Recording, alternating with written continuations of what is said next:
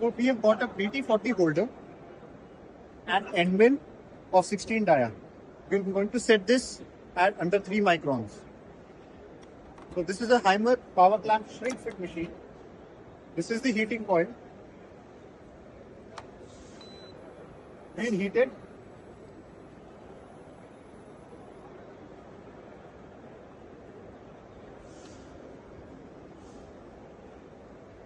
And now we'll be putting in the cooling jacket.